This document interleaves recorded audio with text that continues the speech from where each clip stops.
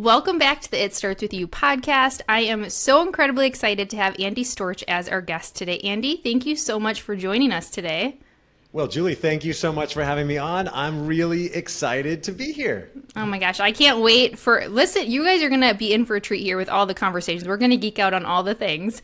So Andy is an author, a speaker, a consultant, and a connector on a mission to teach and inspire more people to own their careers and be more intentional with life. We love all of that. Andy is the author of Own Your Career, Own Your Life, which is designed to help corporate professionals stop drifting and take control of their futures.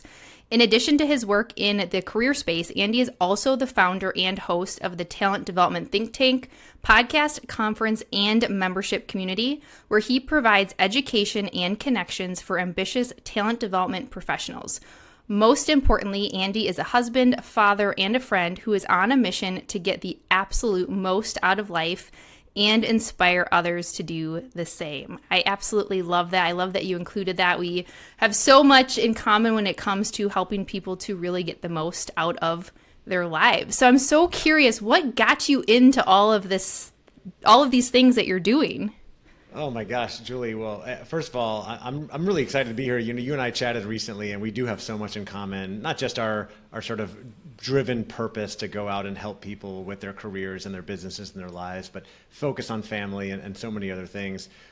It's been a long and meandering journey for me. I kind of drifted along in many different jobs in the corporate space before I really had my sort of inflection point back in 2016, where I really started to get into personal development and asking myself, what am I doing and where am I going with my career? And why is it that even though on paper everything seems like it's going well, a six-figure job and a family, that I feel so unfulfilled and I seem to be searching for something else? And that's where I was back in January 2016 when I stumbled across a podcast much like this and heard an interview with a man named Hal Elrod, who wrote a book called The Miracle Morning. And I got that book immediately, and that was sort of my entry point into the personal development world. Started reading a lot of books, listening to a lot of podcasts, and doing a lot of self-reflection, something that I really strongly encourage people to do all the time today. It's something that I think is really greatly missing for a lot of people, is just taking some time to pause and think about where you are in life and who you are and where you want to be going. And I spent a lot of time doing that and found myself really drawn towards this idea of entrepreneurship, something that you and I have both moved into from the corporate world to becoming entrepreneurs in the last few years.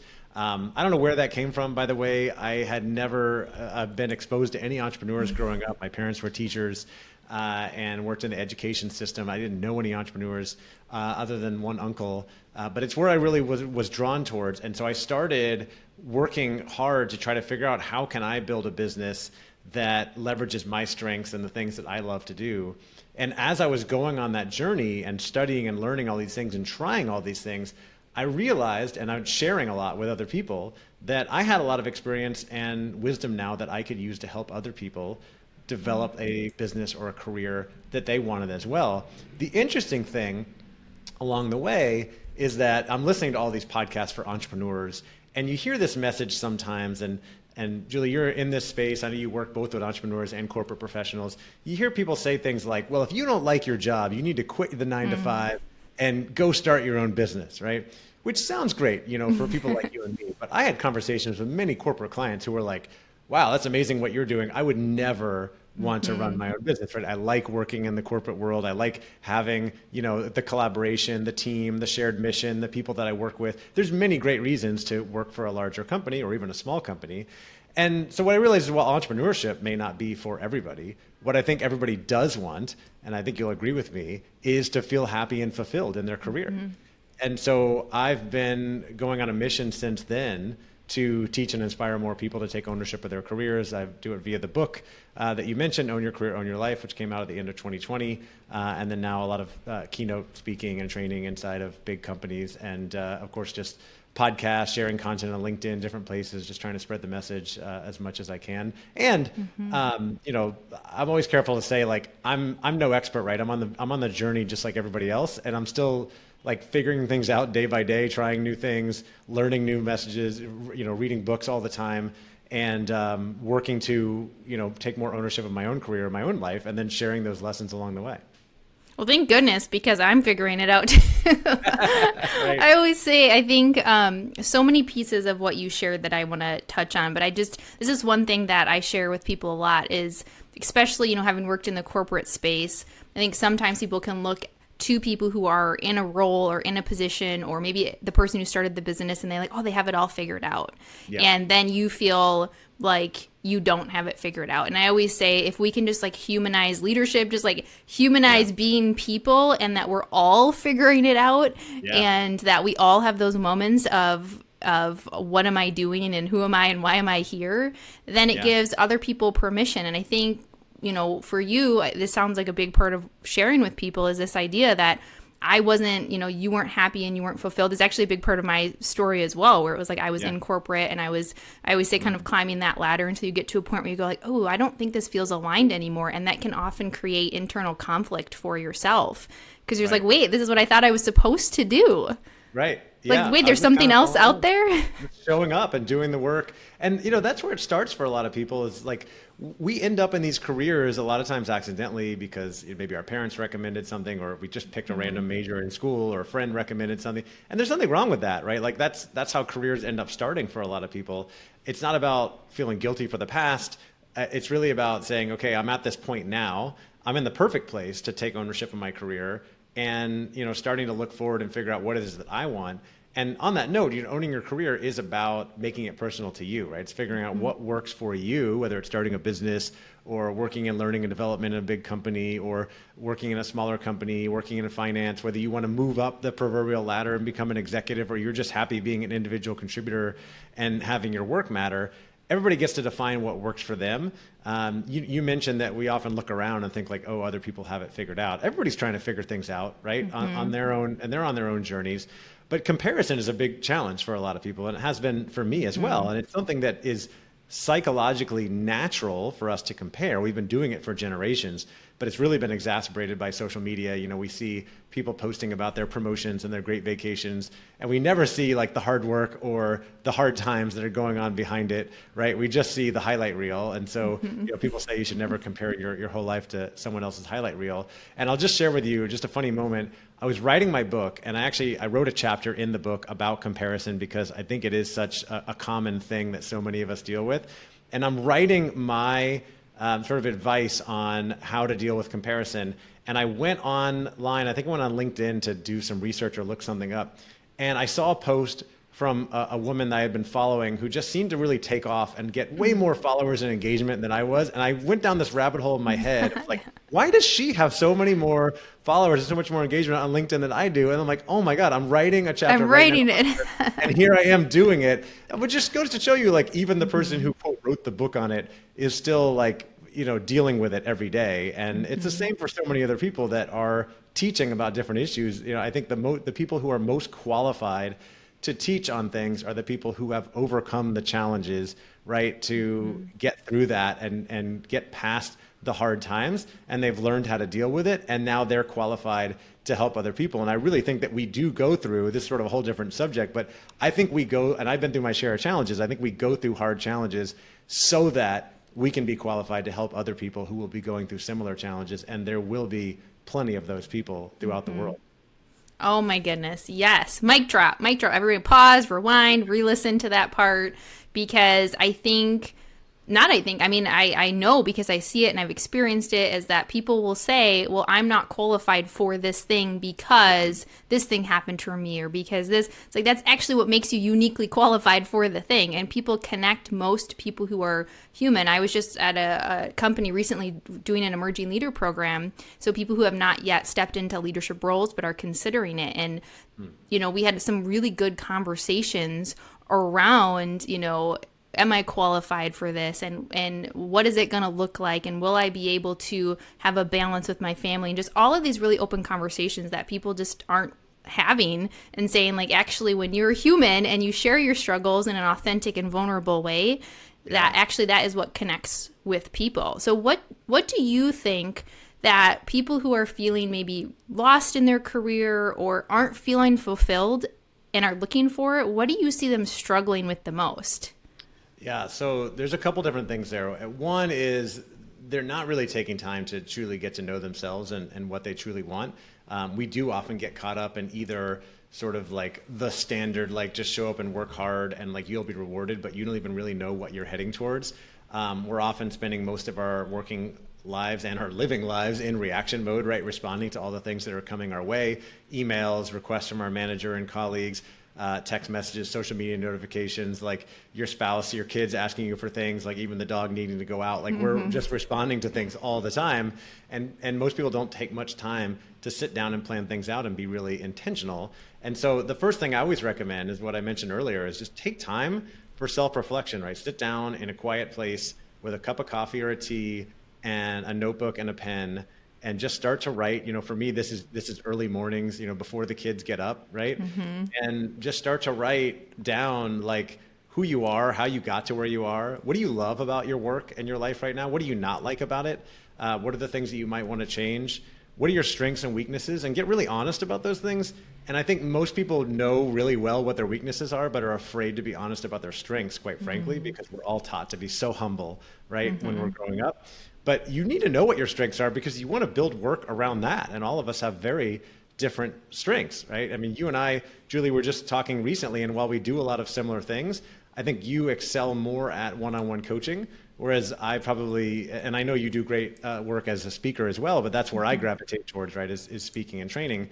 And then start to think about what are your values, the things that you care about, and what are those energizers, the things that you really love doing, and then you can start to think about where do you want to go with your career, what do you want to build.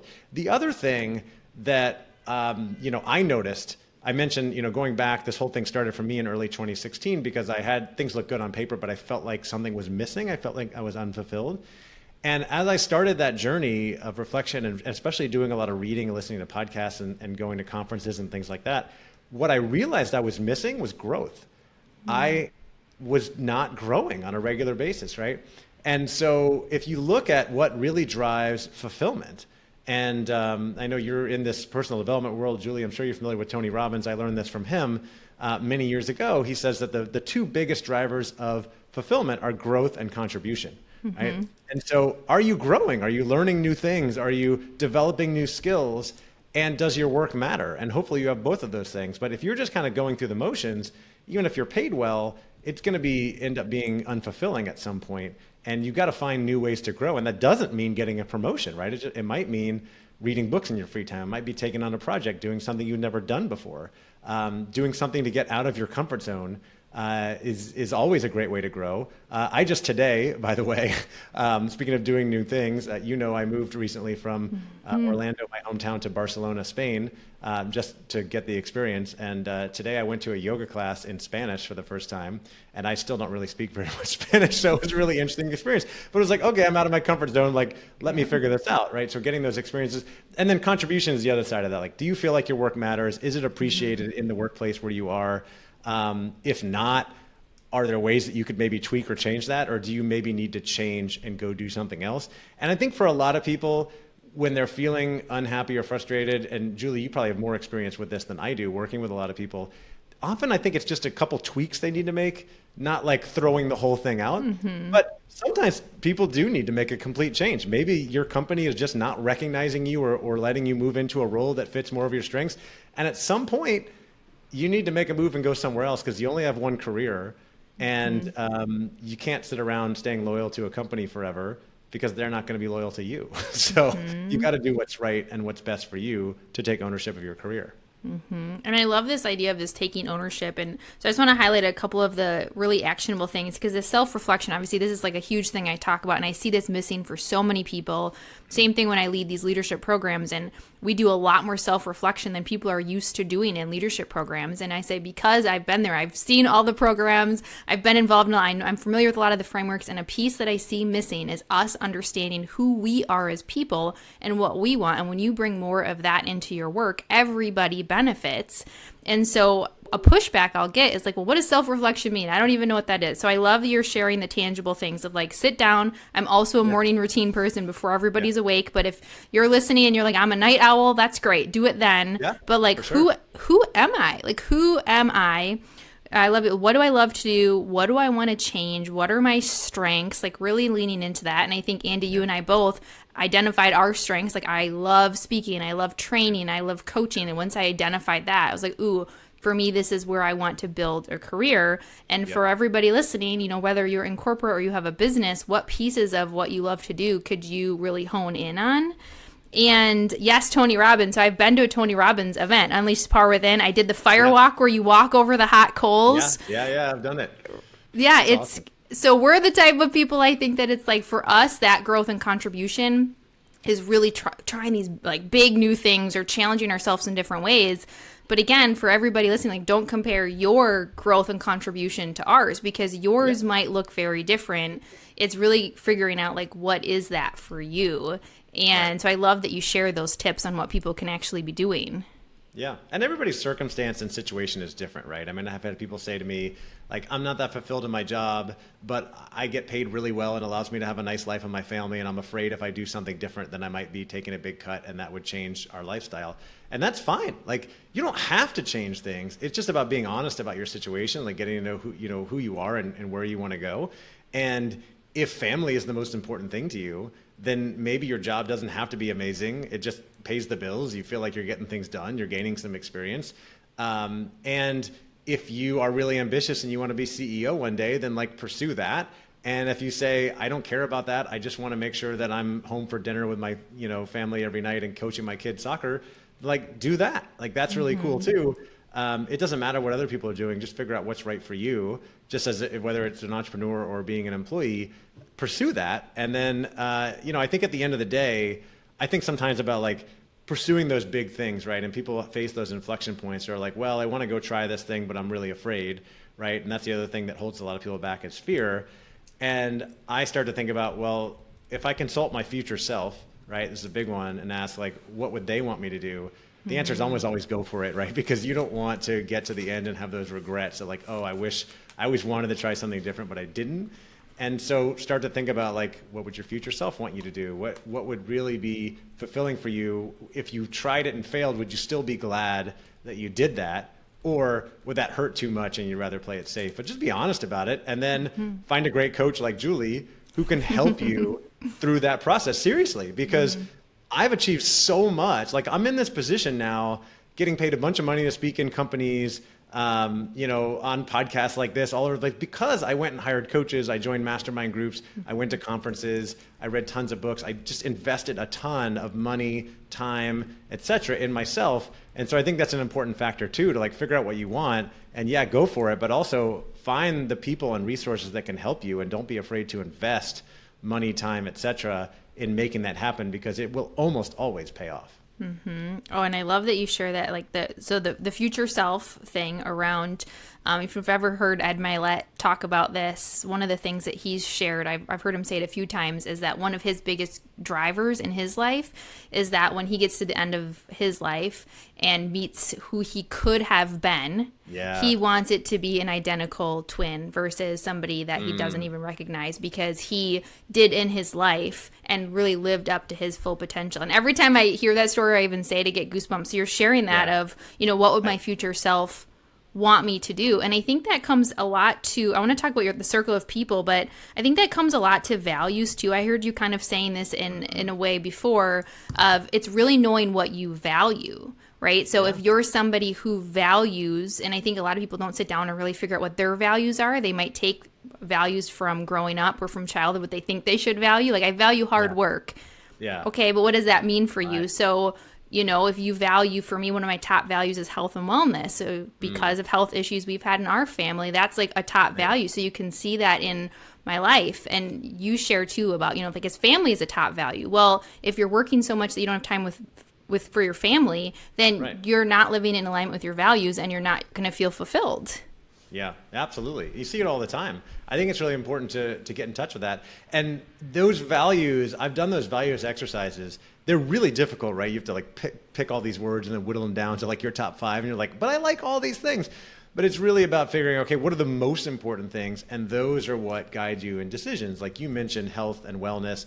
I'm really big on health and fitness, not to the extent that I will always choose it over other things, but it's one of the most important things to me. And an example that I think I got this from my friend Christine DiDonato, who's a great career expert as well. She has a book called Get There Faster. I used to run workshops with her, and she would say, hey, you might value health and wellness or fitness, and you value socializing and relationships and making friends, right? When you get to the end of the workday and you are planning on going to the gym and your colleagues invite you to happy hour, what do? There's no wrong answer, but it's your values that will drive you, right? What's more important to you in that moment? And they're both great things because I'm huge on health and fitness. I think it allows us to be happier and more productive and last longer. But I'm also really big on networking and relationships because that is a big key driver for allowing us to be more successful in our careers. And hopefully you can find a way to do both. But it's really about getting clear on your priorities and then figuring out when and how are you going to do those things. I mean, people ask me all the time, one of the most common questions I get is like, how do you do all these things, right? I've got like a conference and 2 podcasts and a business and a family and all this stuff. And I always say, like, there's a lot of tips out there for time management, but I think the number one thing is just getting clear on your priorities. Like, what are the things that are most important to you? And then checking in with yourself regularly to ask, like, are you spending time on the things that matter most, right? So, like, you say family is important, but are you spending time with your family? You say that you want to get a promotion and you have to complete this one project to do it, but you keep getting bogged down in all these other tasks and you're not doing that project. That's the most important thing. You need to make sure you're making time for it. And so it's checking in with those priorities. And I'm saying I'm not perfect. Like I get distracted all the time, like all the time. But I just keep coming back and asking myself, like, hey, what's the most important thing that I need to get done today and this week that will support me in my bigger goals? And is what I'm doing a good use of my time right now? The answer is not always yes. I get lost in Instagram as much as anybody else, but I pull myself back out, right, asking that question. And so I think it's just all about continuous improvement and getting better all the time. And I can see that coming back to and coming back to some of the things you talk about in your book around once you have that awareness of what you want and what your priorities are, then you can use that as your guide. And when you start to feel misaligned, when you start to feel off, you can kind of come back and go like, ooh, maybe what am I not living into? What value or priority am I not living into? But you really can't do that until you start with the awareness. So you talked a little bit about in your book, you talk about comparison. What are some of the other key things that you share with people through the book and through your talking about what they can do to really own their career? Yeah. Well, let's just go through the 5 steps really quickly, and then you can come back to anything, or you can go get the book. I also have a bonus resource. If you don't want to buy the book, you can go in and just read the PDF summary. But it starts with the foundation of self-reflection, like we talked about, and really the commitment to take ownership. Owning your career is about taking full responsibility for your career and your life and everything going on. Not to say we don't need help, not to say there's lots of things going on that are outside of our control, but we've got to focus on what's in our control and take responsibility for our career and say, there's a saying, if it's going to be, it's up to me, right? So I'm going to go make it happen. So then step 1 is setting a clear vision for where you want to go, whether that's to be CEO or a great parent or to run a marathon or start a podcast or whatever it is the thing that you really want to do. Get really clear on that vision. And then step 2 is to make a plan and set some SMART goals that will support you in that. So I've learned the hard way many times in my career that a goal without a plan is really just a wish, right? So how many times have you set these like, I want to be XYZ one day, and then you never actually make a plan, and guess what? It doesn't happen. Shock, right? This has happened for me many times. So make a plan, take those big goals, break them down into smaller goals. I'm a big fan of using the SMART goal framework, which I'm sure many of your listeners have heard of. I certainly didn't make it up. Stands for specific, measurable, actionable, relative, and time-bound. I just think of it in terms of if Julie was going to hold you accountable to your goals and she was going to call you on a Friday, like she probably does as a great coach, performance coach, would you be able to answer the question, did I make progress on my goals or not, right? And if your goal is to be successful, she'd be like, I don't know what the hell that means, right? But if your goal is to get promoted in 9 months by taking on 2 extra projects and having biweekly feedback with your manager, like that's something you can check in on and hold somebody accountable to, right? So get really specific on that. So set a vision, make a plan. The third step is to set yourself up for future success, because you can do all these things to make a plan, but like things change all the time. And the world of work is like changing. The pace of change is faster today than it's ever been before. And yet it's slower today than it's ever going to be, right? So things are changing all the time. So I think there's 3 things you can always be doing to set yourself up for future success. Number 1 is investing in continuous learning, right? So make sure you're always learning new things. Number 2 is building your network, which is really, really key. And number three is building your personal brand, which is essentially your reputation, right? What people think and say about you. And that's always being built and developed as you work with people. And so it's not about being fake, it's being authentic, but being yourself, but being intentional about how you're showing up and how you're interacting with people. All right. So that's setting yourself up for future success. The fourth step is all about mindset and developing an ownership mindset and a growth mindset. Ownership mindset just means that you focus on most of your energy on things that are inside of your control. Try not to worry about too much about things that are outside of your control, right? I'm sure you talk with a lot of your clients about this, Julie, but like there are so many things in the world that are outside of our control. The stock market, the world economy, wars that are going on in different parts of the world, right? Unfortunately, other people, the leaders of our company, our boss, if we have one, even our spouse, our kids, and our pets. I know you have a dog, Julie, you have put in a crate because you're doing a podcast and you don't want the dog to bark. You cannot control the dog, right? Right. You can try to influence with treats and walks and all kinds of stuff, just like you can influence your kids and your spouse, but you can't control these other people, right? All you can control is how you respond to events when they happen and how you show up and how you treat other people. And the more you check in with that and the more you realize that mindset is about your perception of the world and that everything you see comes down to your own perceptions, interpretations, and beliefs. There really is no such thing as good and bad, right? It's really just your perception of things. The more you can develop happiness and fulfillment in your career. And then the fifth and final step is just taking ownership of your life. So taking all these principles from career and making sure that you're connecting. We already talked about this. What are your priorities? Taking care of your health, all these things. And then just being willing to pivot and stay on track. So those are the 5 steps. You can grab, like I said, I've got a free resource. If you go to ownyourcareerownyourlife.com and click on bonus, there's a PDF there, or it's all in the book as well. That's awesome. We'll make sure we drop that also in the show notes. So if you're listening right now and you're like, oh my goodness, pause us, go to the show notes and download it now, and then come back and finish. That was my 1-hour keynote in 2 minutes, Julie. I love it. We're getting the highlight. And then also, obviously, you're looking for a keynote. Andy, you can hire him for your keynote to talk through these steps. So I love this. So we've got the vision. I make sure I wrote them down right. We've got the vision. We've got the plan and the making the smart goals. We've got planning for future success. We've got the mindset work, and then ownership of life. That's right.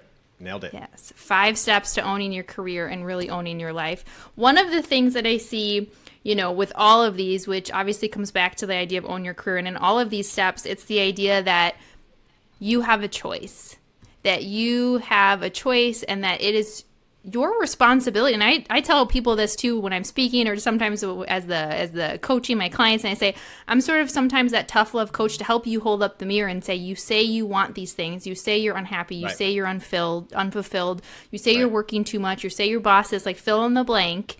And what pieces, like you shared, can you control? What pieces can you own? I talk about energy leadership as one of the models I use, is how you are showing up to those things.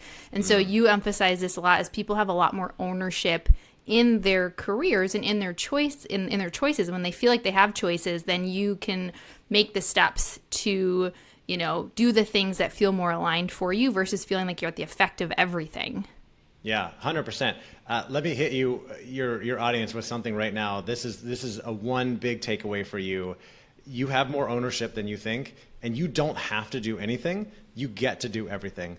And when you make that shift, it's a subtle language shift that I made years ago. It's actually 2 big ones. One is from everything in life happening to me to everything in life happening for me. Everything in life happens for you. Everything is a blessing. Everything is an opportunity, even the hard stuff. And it's hard to see in the moment sometimes.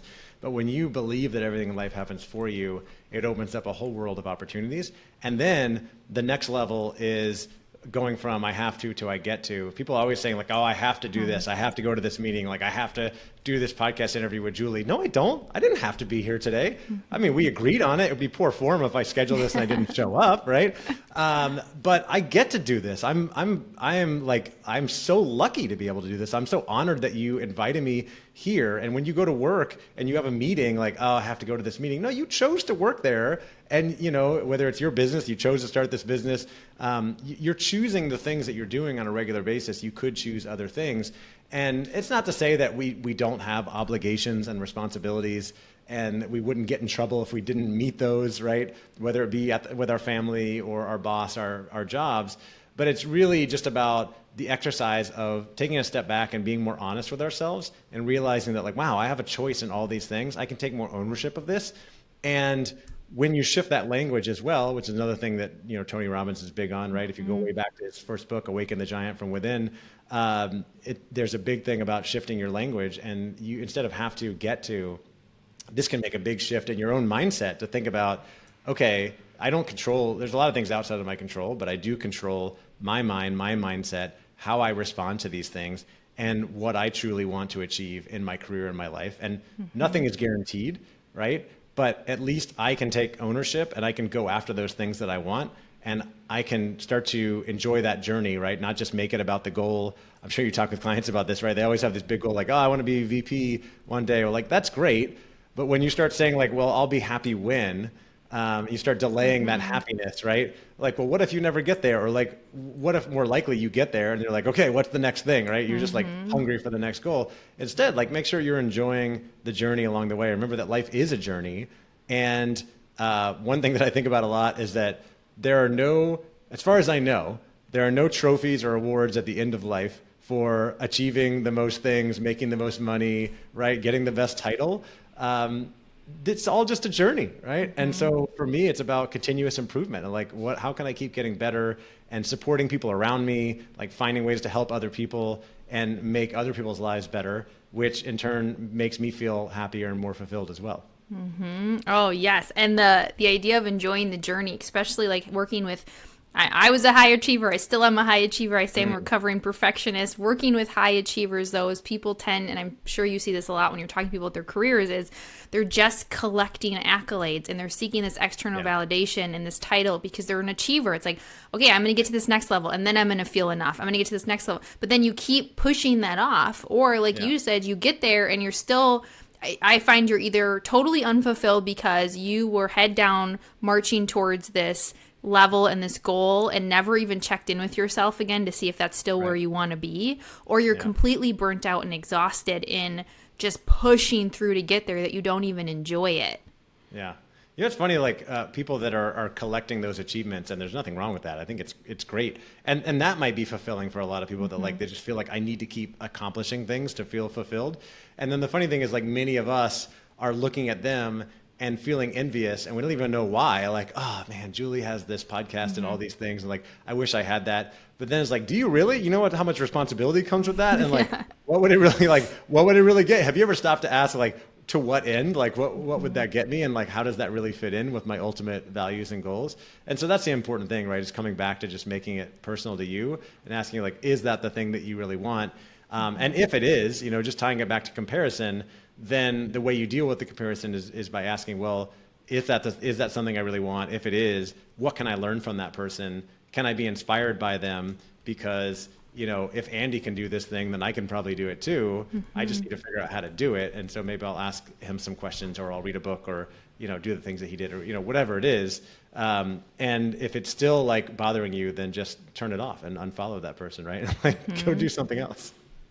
Yeah, and I think that's a huge thing too. We get caught up in that comparison of somebody's at the place that we want to be in our career, in our journey. And oftentimes with that comparison, I found a lot of judgment, or, whatever that might look like for you of the other person, versus if we were to, a mentor told me one time, if somebody's triggering you because of their accomplishments, it could be maybe I need to stop following them, or also maybe you need to make yourself closer to them. Maybe you need to get in their world and see what they're doing, because that's going to reduce that judgment.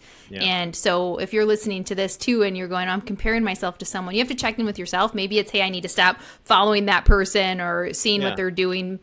And also maybe it's hey, maybe if I actually make myself closer to them and see how we can support each other, versus going, oh, they have this thing that I wish that I had. Yeah. Or ask what work went into it, right? Because we just look at people and think like somehow they were born with that accomplishment. Like, I'm just thinking, I mentioned I went to a yoga class earlier today. There was a guy next to me who was older than me, didn't look like he's maybe as good a shape. He had a great headstand, way better than mine. And I was like, how's he doing that? But as you're talking, I'm thinking like, he's probably practiced it way more than I have. Like, if I really wanted it, I would go to the gym and I would practice more to make that happen. Same thing I tell my kids. If you want to accomplish a thing, you got to go practice. And so like, if you really want it, find out what they did to achieve it and go do the work, right? But you have to ask yourself, do you want to put in the work? Yeah. Yep. Oh my goodness. And one more thing I want to hit on before we start to wrap up is this thing you said before. I actually talk about this a lot. I have this in my keynote talk too. How are things happening, for me instead of to me, and that reframe. And you can use this in every part of your life. I'm really open in sharing, my story with people and how I've used this personally and professionally, not getting roles that I really wanted, or as a business owner, not getting, maybe a client that I wanted or a big contract that I wanted. And instead of going like, oh, why? Or life, I always say life hits you across the face. So I'm open and I share that, last year my husband got cancer and he's better now, but he had cancer and I had Lyme's disease and all these things while we're trying to run a business. And I always tell people that when you come back to that, how is things happening for me instead of to me, how can we use our story and our journey to help other people? I know this is a big thing you talk about, is how can you use your story and your journey to help other people? That reframe really shifts everything. And so if you're listening, you're going, okay, yeah, I want to own my career, Julie and Andy, but life keeps coming at me. Every time I say that I'm going to do this thing, we see you, we know life comes at us as well.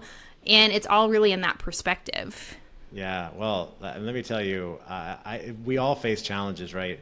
And I didn't know that about your husband. I want to talk more about that. My wife and I have both had cancer as well.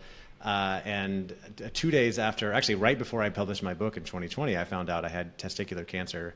And 2 days after I published the book, I had surgery to remove my testicle, and then found out that the cancer had spread to my stomach and my neck across my body, and that I needed to do treatment.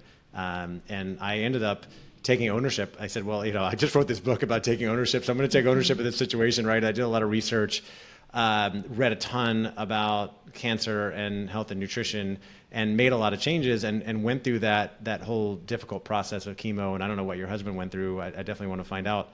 All the while thinking like, okay, I got to take ownership. And then a friend, and I'm fully through all that now, a friend asked me later, like, oh, you wrote in your book that you believe everything in life happens for you. And then you went and got cancer. Like, do you still believe that? And I was like, yeah, absolutely. I believe that. Of course it was hard as hell. I wouldn't have like asked for it, but it's the situation that was dealt to me. It was dealt to you and your husband, Julie, and many millions of other people, unfortunately. And a lot of times, like, we don't get to choose these situations. We get to choose how we respond and how we deal with it. And as I said near the beginning of this conversation, I believe that we are given hard things, and overcoming those hard things qualify us to be able to help other people, right? And so I am committed to helping other people who might be going through an experience like that. I've created a document that lays out my research, experience, recommendations, which you can go get on my website, andystorch.com/cancer. Everybody's experience is different, but just so I can use the experience to help other people, right? And if you're listening, you've probably been through a challenge, right? Whether it's career, relationship, health, something that didn't go the way you wanted it to. But if you make it through that, then now you can help other people who go through similar things. And that's why I think it's important for people to share their stories and their journeys with others as well, and to reach out for help when they need it, instead of trying to keep things bottled up inside, whether it's hiring a coach like Julie or just talking to your friends and be like, I'm dealing with this thing, can you help me? Because humans are social creatures. We're not made to do things alone. We, like, for 99% of human history, we couldn't survive without collaborating with other humans. And so we need to continue to do that. Reach out to ask people for help and make sure that you're still helping people along the way. That's what we're designed to do, and that's going to help us be more fulfilled as well, I think. And thank you for sharing that. And yeah, we'll definitely have to connect. My husband also had testicular cancer. And so it is just a big piece. And I like to share that, as I always tell people, like, once you get through the other side, and I share about my Lyme's disease journey where I was sick for a really long time. And I share it because I have had people say to me, they see and they're like, okay, Julie, you've started your business, you're speaking on stages, you're in a book, you have a podcast, all of those things. And I've had somebody say to me once, it's like, oh, sometimes I see it and I like compare myself. And then it was always a reminder for me that I always want to be open and honest with people to say, on the other side of all of these things is life that's happening. The times when I couldn't get off the couch because of the Lyme's flares, or the brain fog and the fatigue. Like, I share that with people because once I started to share that, they saw again that I'm also human, and that it made that connection. And so I like to just share that. And again, thank you for sharing your story, so that people again that are listening and you're like, hey, they're doing things that I want to do, or again, I have this thing in my career that I want to achieve, but this other thing is happening. you can still do it. It's just finding, again, what's going to be the right fit for you. And Yeah. for me, always making sure I'm prioritizing health, wellness, family amidst achieving those goals. So, such a good conversation. There are so many things that I would love to keep diving into. But one of the last questions I always like to ask all of my guests is, the name of the podcast is It Starts With You. And I would love to know, what does It Starts With You mean to you? I get goosebumps just thinking about that, because it really does. We're in the context of your career, like we're talking about, or even your life, like whatever you want to achieve, absolutely starts with you. It starts with you reflecting on who you are and where you want to go. There might be other people and factors involved, right? You need to talk to your significant other, your kids, like your boss, whatever it may be. But it starts with you reflecting on and thinking about where you want to go, what you want to do with your career, what's the kind of life that you want to have, and making that plan, and then bringing other people along or talking to people that need to be involved in that. Similarly, I just posted this week, right? Like as you and I are recording this in October, there's a lot of bad things going on in the world. There's a lot of things that we wish were different. It's frustrating, it's sad to watch. But if we want to change the world, I think that it really starts with us, right? Like it starts with you being kinder and more empathetic towards other people and operating with less judgment, right? And just treating people with kindness and setting that example for your kids, for your family, for your friends, for other people, and hoping that that reverberates out. You can't control how far that spreads, but you also can't control other people. You can only control yourself. So you've got to start with yourself and model the type of person you want other people to be, and then see what happens from there. Oh, thank you. Yeah, and just you're the ripple effect. Like it starts with you, and if you want things to change, you can create that ripple. So thank you so much for coming on the podcast, for sharing all of your tips on how people can own their career, how they can reframe their thoughts. And I know that once people listen to this, they're going to go, okay, I need more Andy in my life. So share with us, how can people stay connected? How can they follow you? And what do you have going on right now? Oh my gosh. Well, everything's on my website, andystorch.com, ANDYSTORCH.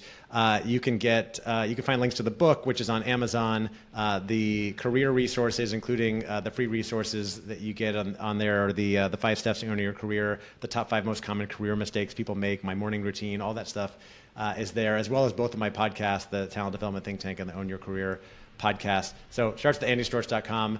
I'm putting podcasts out regularly. I'm sharing content regularly on LinkedIn if anybody wants to connect. And as far as what I'm up to, I am working on my next book right now, which is about leadership. It's called Modern Leadership. And it's all about empowering and enabling people to succeed. And we'll just have to talk more about that when it comes out, hopefully in 2024. Okay, we're going to keep our eye out. We'll make sure that we share it for everyone as they keep an eye and follow your journey. Thank you so much again. Everything that Andy referenced, we'll also make sure that we link in the show notes to make it nice and easy for you to stay connected. And thank you all. And remember that it always starts with you.